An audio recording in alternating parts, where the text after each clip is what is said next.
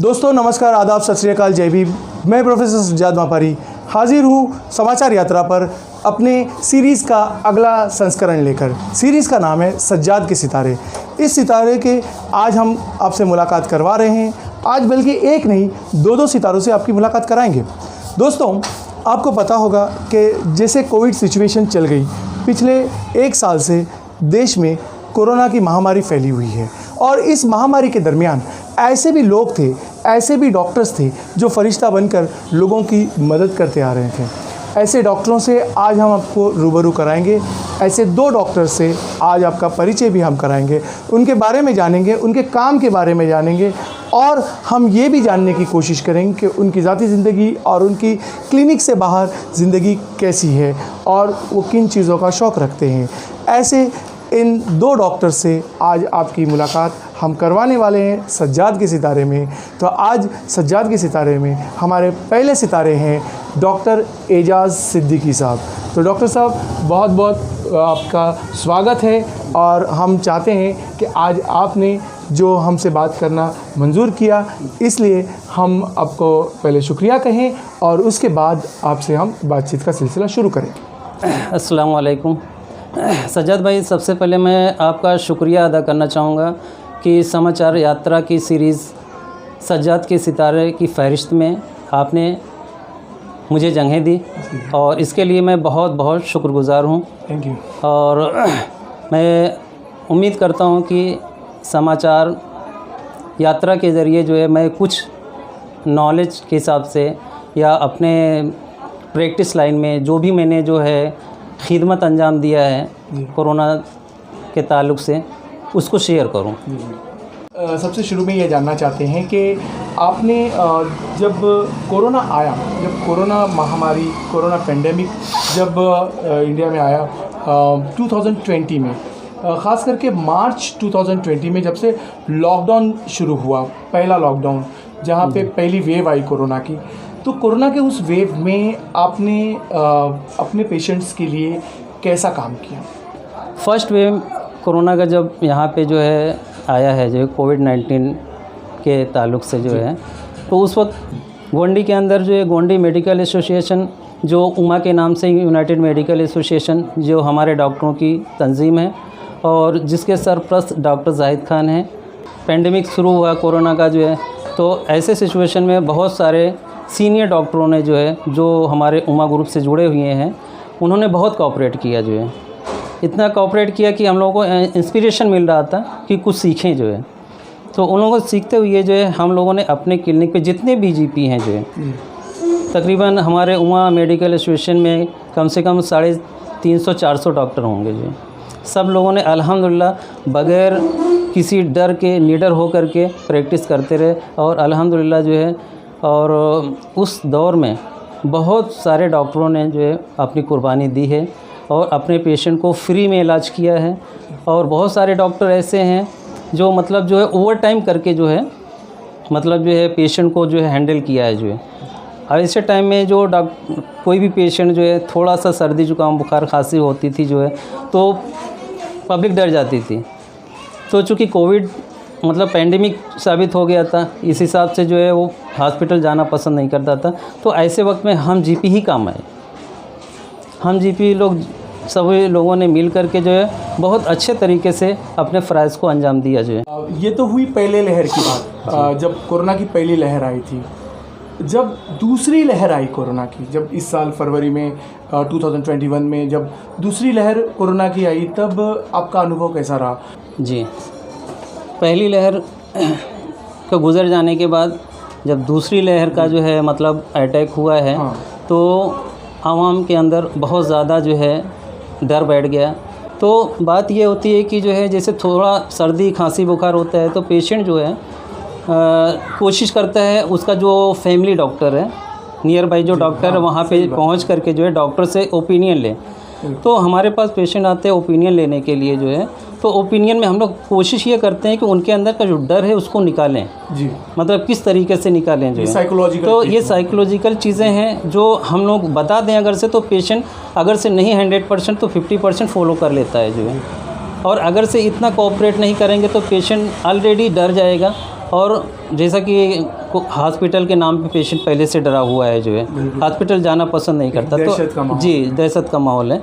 तो ऐसे वक्त में जो है जीपी जो है इंस्पिरेशन का काम करते हैं। एक हिसाब से देखा जाए जो है डॉक्टर के जैसे ही मतलब ओपीडी में पेशेंट आता है जो है, तो हम डॉक्टरों का फ़र्ज़ बनता है कि उसके अंदर कि मतलब जो डर बैठा है उसको निकालना चाहिए जो है।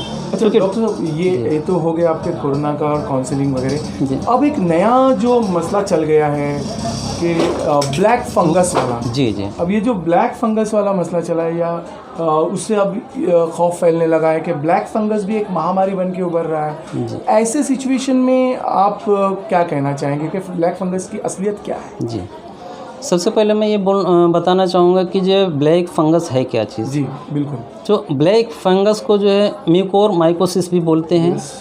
इसका दूसरा नाम है zygomycosis. Okay. It is a type of viral infection that is rare but very serious condition. और इसके सिम्टम के बारे में अगर से बोलेंगे तो symptom of mucormycosis depend on where in the body, माने जिस्म के कौन से हिस्से में अगर से जो है अटैक हुआ है वायरल का जो है, तो वो क्या कंप्लेंट आ सकता है। तो उसमें आता है रीनो सेरेब्रल म्यूकोरमाइकोसिस, जो नाक तो से इसके संबंधित। हाँ, नाक से जो संबंध है जो है, तो उसमें जो है आएगा सबसे पहले जैसे जो है फीवर आएगा जो है, या नेज़ल कंजेशन होगा, ओके। और ब्लैक लीजन नेज़ल ब्रिज के ऊपर ये वाला हिस्सा जो है, एक ब्लैकनेस आपको नज़र आएगी, स्पॉट नज़र आएगा जो है। और इंटरनल जो है, जो माउथ का हिस्सा होता है जो है, माउथ के अंदर का जो है, इसका असर वहाँ तक हो सकता है जो है। ये नाक से अगर से पहुँच गया तो नेज़ल कैविटी से होता हुआ ब्रेन में भी पहुँच सकता है। अच्छा। तो इसलिए कहा गया है कि अगर से ब्रेन के अंदर इन्फेक्शन पहुँच गया है तो उसको कह सकते हैं सेरेब्रल म्यूकोरमाइकोसिस। ओके। तो इसी तरह अगर से फेफड़े के अंदर इन्फेक्शन हुआ है, पल्मोनरी म्यूकोरमाइकोसिस बोलते हैं। इसके अंदर सिम्टम मिलेगा जैसे हेडेक है, फीवर है, उसके बाद कफ है, और उसके बाद जो है ये है कि नेज़ल कंजेशन भी हो सकता है जो है, और सांस लेने में दिक्कत हो सकती है, चेस्ट पेन भी हो सकता है, डिफ़िकल्टी इन ब्रेथ भी हो सकता है जो है। ये हुआ पल्मोनरी म्यूकोरमाइकोसिस के उसमें जो आता है जो है सिम्टम। अब इसके बाद आता है जो है क्यूटेनियस, जो स्किन के ऊपर जो है अटैक करता है वही वायरस, वही फंगस। तो इसमें जो रहता है, एक तो जैसे कोई जो है मतलब अल्सर है, और उसके बाद जो है ऊंड भी होता है, जो उसके ऊंड घाव जो रहेगा उसके करीब में आसपास में जो है, तो एरिया रेडनेस रहेगा, पेन होगा, स्वेलिंग रहेगा जो है। तो इस सब इन्फेक्शन उसके अंदर क्यूटेनियस के अंदर आता है जो है। अच्छा, अब ये सवाल ऐसा है कि डॉक्टर साहब, जब ये महामारी की, तो अब तो कुछ राज्यों ने उसको महामारी घोषित कर दिया है कि ब्लैक फंगस एक महामारी है जी, तो क्या ब्लैक फंगस को अर्ली स्टेज में डिटेक्ट किया जा सकता है? यस, अगर से अर्ली स्टेज में डिटेक्ट हो गया तो कंट्रोल करना पॉसिबल हो सकता है जो है। और अगर से हाँ लेट होता है तो ये इन्फेक्शन बहुत ज़्यादा जो है नुकसान कर सकता है, साइड इफ़ेक्ट पहुंचा सकता है, या असरअंदाज हो सकता है जो है। अच्छा, इससे तो जान जाने का खतरा कितना है? जान जाने का खतरा ये तो जो है पेशेंट के या ट्रीटमेंट के ऊपर डिपेंड करता है, जैसा उसको जो है टाइम पे ट्रीटमेंट मिल सकता है।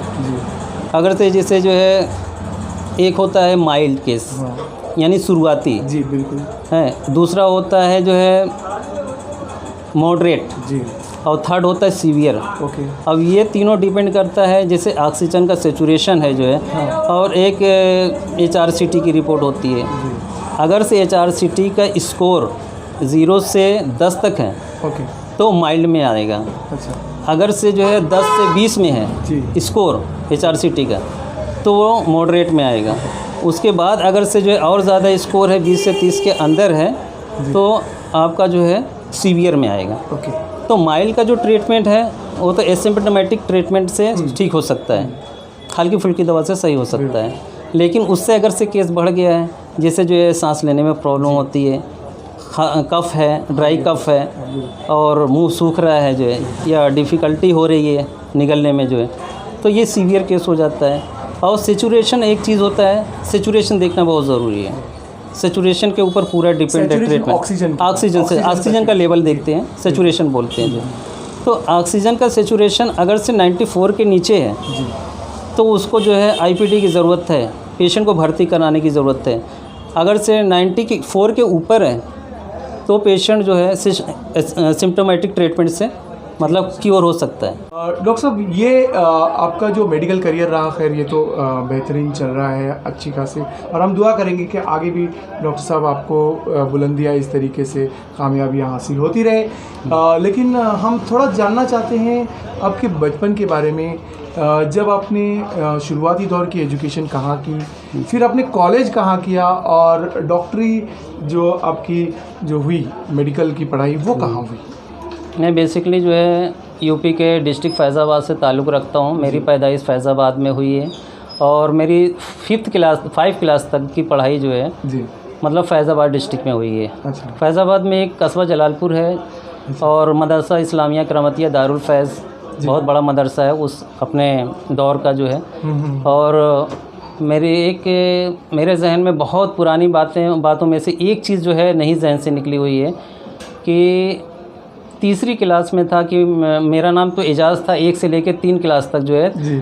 चौथे क्लास में हमारे बड़े भाई साहब थे जो है, उनको मेरा नाम पसंद नहीं आया, तो उन्होंने कहा कि यार एजाज़ एक काम कर, इसका मीनिंग थोड़ा जो है अलग है, एक नाम नज़ीरुद्दीन रखते हैं। अच्छा। लेकिन एक शर्त है, तो अब्बू से मत बताना। मैं बोला ये कैसे होएगा, जो मैं नहीं बताऊंगा तो कैसे पता चल? बोले नहीं पता चलेगा, नाम तेरा नज़ीरुद्दीन रहेगा। अच्छा। क्लास के जो है रजिस्टर पर, और उस पर हाज़िरी देना है। अच्छा। अब तू बताएगा नहीं, पता नहीं। मैं कहा इससे क्या फ़ायदा हो मेरे को? बोले तेरे को फ़ायदा होगा जो। तो उन्होंने जो है ऐसे मजाक में जो है 25 पैसा, उस दौर में जो है 5 पैसे की 2 आइसक्रीम मिला करती थी, तो उन्होंने 25 पैसा वो आइसक्रीम वाले को दिया, बोला कि डेली का डेली 2 आइसक्रीम दे दिया करना। अच्छा। तो इत्तेफाक से क्या हो गया जो है, वहाँ का हर साल में एक टीचर चेंज हो जाता है। जैसे तीसरी क्लास में एक ही टीचर सब सब्जेक्ट पढ़ाता है। बिल्कुल। तो 3 ही महीने हुआ था जो है, फिर मैं चौथे क्लास में गया। चौथे क्लास में टीचर चेंज हो गया, तो उसमें जो टीचर थे जो है वो मेरे वालिद साहब के बहुत करीबी पहचान के थे जो है। अच्छा। तो इत्तेफाक से ऐसा हो गया जो है, मार्केट से मैं गुजर रहा था तो वो टीचर की एक दुकान थी जो है छोटी मोटी जो है, तो बैठे हुए तो मैं गुजर रहा था, तो टीचर ने आवाज़ दी, ओ नज़ीरुद्दीन बेटा सुन जरा जो है पनामा सिगरेट लेके आओ। अच्छा। मैं पनामा सिगरेट, तो मेरे वालिद साहब का कान खड़ा, बोले नज़ीरुद्दीन क्या नाम बुलाया आपने?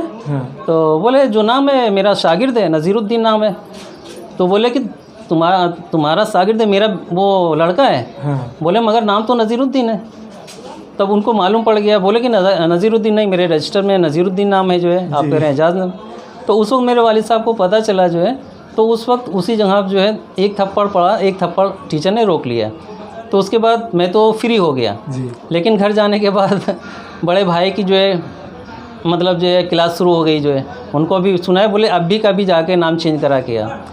तो फिर मैं जो है चौथी क्लास में फिर एजाज़ अहमद हो गया मेरा नाम। तो आज तक एजाज़ अहमद नाम चल ही रहा है। मतलब आप फिर चेंज, तो वो चीज़, हाँ वो चीज़ जो है आज तक मैं भूला रही हूँ। अच्छा, फिर उसके बाद आपकी एसएससी कहाँ से हुई? एसएससी मैंने जो है डिस्ट्रिक्ट जौनपुर में, हमारे भाई साहब सेटल थे ज़िला जौनपुर में, तो वहाँ से मेरी जो है हाई स्कूल इंटर की पढ़ाई वहाँ से हुई जो है। फिर वहाँ से हमारे मोहल्ले के कुछ लड़के तो वहाँ पे पढ़ते थे मेडिकल कॉलेज में। तो बिहार में एसयू मेडिकल कॉलेज है जो मतलब जो है बिहार यूनिवर्सिटी से मुल्हिक है जी। तो वहाँ 2 लड़के पढ़ रहे थे, तो हमारे भाई साहब जैसे मुलाकात हुई उनके वालिद साहब से, तो उन्होंने बोला यार मेरे लड़के का 2nd ईयर है जो है, आप डॉक्टर एजाज़ को बोलो जो है, तो वहाँ से करा दो जो है। तो ये हुआ कि भाई डॉक्टरी तो पढ़ाना है इनको जो है, मेडिकल तो कराना है। तो हमारे बड़े भाई साहब जो जौनपुर में डॉक्टर जलालुद्दीन सिद्दीकी साहब हैं और मोहल्ला सादीगंज में मतलब जो है वो सेटल हैं बहुत ज़माने से जो है, बचपन से। तो मैं उनके सरपरस्ती में रह कर के जो है जनरल प्रैक्टिस में एक्चुअली में आज भी मैं याद करता हूँ कि सोचता हूँ पढ़ने के बाद उतनी नॉलेज नहीं हुई जितना मुझे साथ में रह कर के नॉलेज हुई हमारे भाई साहब की जो है। और अल्हम्दुलिल्लाह मुझे खुशी है कि शायद मेरे भाई इस जो है समाचार के माध्यम से सुन रहे होंगे, तो बहुत खुशी महसूस कर रहे होंगे। बेशक, अगर डॉक्टर हाँ। जलालुद्दीन साहब ये हमारी इंटरव्यू अगर देख रहे हैं तो आपसे दुआओं की दरख्वास्त है। आपके छोटे भाई डॉक्टर एजाज़ अहमद हमारे साथ आज सज्जाद के सितारे पर मौजूद है। डॉक्टर साहब, आपकी दुआओं की ज़रूरत है जी। तो डॉक्टर साहब, अब ये तो आपकी रही डॉक्टर बनने तक की कहानी। हम ये जानना चाहते हैं कि डॉक्टर एजाज़ असल ज़िंदगी में जब वो क्लिनिक पर नहीं होते हैं, जब मेडिकल जो है डॉक्टर नहीं होते हैं, अपनी ज़ाती ज़िंदगी में आप क्या क्या करते हैं? आपके कुछ शौक़ होंगे या आपकी कुछ पसंद होगी, वो कैसी है? कि एक्चुअली में मुझे एक खेल के मामले में देखा जाए तो क्रिकेट बहुत पसंद था जो है, और मैं इंटर तक मतलब होने तक क्रिकेट खेलता रहा हूँ। तो आपका कोई पसंदीदा खिलाड़ी जो है, तो उस वक्त की बात मैं करता हूँ जब जावेद मियांदाद और इमरान खान की टीम हुआ करती थी जो है, तो उस वक्त के जो मुकाबले भी हुआ करते थे बहुत मतलब इंटरेस्ट आता था देखने में जो है, ख़ास तौर से इंडिया पाकिस्तान का मैच होता था जो है। तो मैं उस ज़माने में की बात करें तो मैं उस वक्त जो है इमरान खान का बहुत ज़्यादा जो है वो करता हूँ, तारीफ़ करता हूँ और उससे इम्प्रेस हूँ जो है। क्रिकेट के अलावा कैसा? और स्कूल के ज़माने में स्कूल की जो एक टीम बनाई गई थी जो है, उसमें मैं पूरी टीम के अंदर जो है ऑलराउंडर रहा करता था जो है, बॉलिंग भी करता था, बैटिंग भी करता था। अल्हम्दुलिल्लाह बैटिंग भी मेरी अच्छी थी जो है, बॉलिंग भी अच्छी थी जो है। एक बार का तो रिकॉर्ड ये है कि जो है समझ लीजिए क्रिकेट खेल रहे थे जो है, जो कोच थे जो है, तो एक्चुअली में किसको दिया जाए, बहुत ज़्यादा विकेट गिरने लगा जो है अपने टीम का जो है। ये हुआ कि यार ये बंदा जो है को एक बार दे के देखते हैं जो है, ऑलराउंडर है भी कि बस खाली ऐसे ही जो है। तो एक बार बोले कि चल भाई जो एजाज़ तुम भी एक ओवर दे के देख। एक ओवर मैंने जो है बॉलिंग किया जो है और 3 विकेट ले लिया। एक LBW गया, 2 कैच गया जो है, 3 विकेट जो है। तो ये रही आपकी यादें बचपन के क्रिकेट की। अब जब आप डॉक्टर बन चुके हैं तो अभी आपकी हॉबीज़ और आप उसको कैसे फॉलो करते हैं? क्या आपने अभी सारी चीज़ें छोड़कर सिर्फ मेडिकल को अपना लिया है या अभी भी कुछ शौक? अब उतना वक्त नहीं मिल पाता जो है। अब प्रोफेशनल ऐसा है जो है, अगर से क्लिनिक पे भी जो है टाइम लग जाता है जो है। अगर से देखा जाए एक शिफ्ट जो है 10 से लेके 2 तक रहती है, फिर शाम को जो एक शिफ्ट जो है 4 घंटे की रहती है, बीच में 4-6 घंटा बचता है वो रेस्ट करने के लिए होता है, तो फिर टाइम नहीं मिल पाता जो है, मैं टाइम दे भी नहीं पाता जो है, और 8 घंटे ऐसे ही जो है गुजर जाते हैं जो है। अच्छा डॉक्टर साहब, आपको डॉक्टर बनने की प्रेरणा आपको रियली कहाँ से मिली? शुरू मतलब आपको कहाँ से ऐसा फील होने लगा कि मुझे डॉक्टर बनना चाहिए? जी, मैं जब अपने बड़े भाई डॉक्टर जलालुद्दीन सिद्दीकी साहब जो डिस्ट्रिक्ट जौनपुर एक कस्बा मछली शहर है, तो उनके अंडर में मैं जब मेरा एडमिशन भी नहीं हुआ था जो है, उससे पहले से मैं उनके साथ में रह करके जो है कंपाउंडरी के तौर पे जो है एज ए असिस्टेंट जो है बहुत सारी चीज़ें, बहुत सारी बातें, बहुत सारे जो है मतलब जो है सीखे जो है मेडिकल के ताल्लुक़ से जो है। वहीं से मुझे इम्प्रेशन मिला कि जो है फ्यूचर में जो है अगर से जो है कुछ करना है तो मैं डॉक्टर बनूंगा जो है, और इंशाल्लाह बन करके दिखाऊंगा जो है। चूँकि हमारे वालिद साहब भी जो है उस वक्त जो है मतलब थोड़ा मतलब ज़ईफ़ी का हालत था जो है, तो उस वक्त जो है हमारे वालिद साहब भी अलग थे जो है, मतलब जो है जहाँ हमारी पैदाइश से डिस्ट्रिक्ट फैज़ाबाद में रहते थे और मैं जो है जौनपुर आ गया पढ़ाई करने के ताल्लुक़ से जो, तो हमारे बड़े भाई ने जो है हमें पढ़ाया जो है, और अल्हम्दुलिल्लाह इस लायक बनाया कि आज मैं डॉक्टर हूँ और आवाम की खिदमत कर रहा हूँ जी। आखिर में हम ये जानना चाहेंगे डॉक्टर साहब कि अब जो ये कोरोना चल रहा है, कोविड-19 के नाम से जी, एक चल रहा है अपना ब्लैक फंगस की, आजकल ये बातें चल रही है, तो what is the difference between covid and black fungus? क्या ये दोनों अलग चीज़ हैं या ये एक है? किस तरीके से है? और जो हमारे दर्शक आपको देख रहे हैं, जो हमारे दोस्त आपको देख रहे हैं, इन्होंने क्या केयर करनी चाहिए, ये बातें आपसे जानना चाहेंगे जी, आखिरी सवाल के तौर पर जी। सबसे पहले मैं कोविड-19 के बारे में बताना चाहूँगा जो है, उसके बाद ब्लैक फंगस के बारे में भी बताऊँगा। कोविड-19 एक्चुअली में जो है it is a infectious disease है।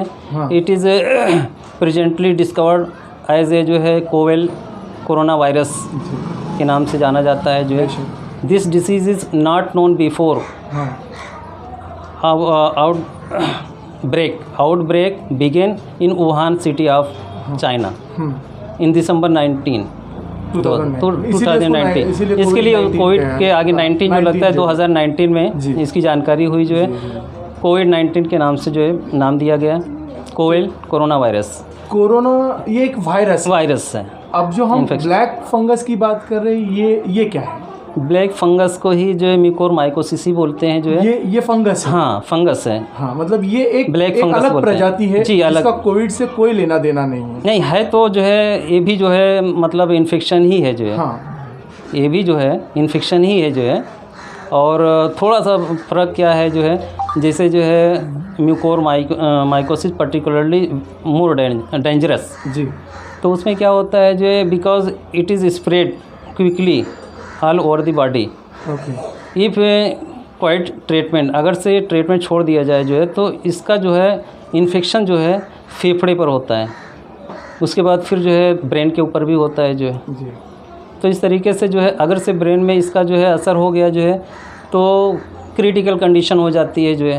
तो ऐसे कंडीशन में जो है हायर सेटअप की ज़रूरत होती है, एडमिशन की ज़रूरत हो जाती है।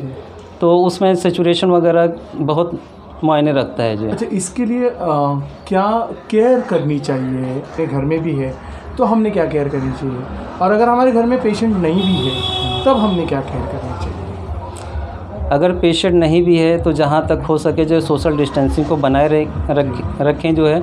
और जहाँ तक हो सके मान लीजिए अगर से थोड़ा सर्दी बुखार खांसी हुई है जो है तो फ़ौरन हॉस्पिटल की तरफ रुजू ना हो। आपका जो फैमिली डॉक्टर है उनके पास जाके राय मशवरा करें जो है।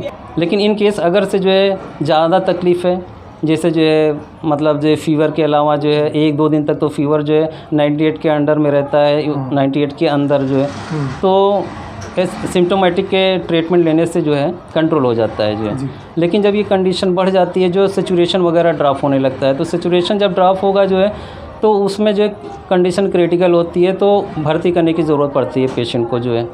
तो ऐसी नौबत ना आने दें जो है। अगर से फैमिली डॉक्टर के पास जाते हैं जो है तो इस उम्मीद के साथ जाएं कि जो है हम जो कंप्लेंट लेके जा रहे हैं हम इस उम्मीद के साथ जाएं कि हमारा जो फैमिली डॉक्टर है इससे हमारा जो है सोल्यूशन निकल आएगा, समाधान निकल जाएगा, इस उम्मीद के साथ जाएँ जो है। फिर उसके जो है जैसा गाइड करता है डॉक्टर, जैसा मतलब सजेस्ट करता है उस हिसाब से ट्रीटमेंट करना। बीच में ट्रीटमेंट छोड़ना नहीं चाहिए जी। तो बहुत बहुत शुक्रिया डॉक्टर साहब आपका, आपके सज्जाद के सितारे पर आप आए, आपने इतनी सारी जानकारी हमारे दोस्तों को दी, कुछ और भी हल्की फुल्की बातें भी आपने शेयर की। बहुत बहुत शुक्रिया डॉक्टर साहब। थैंक यू, शुक्रिया, बहुत बहुत शुक्रिया।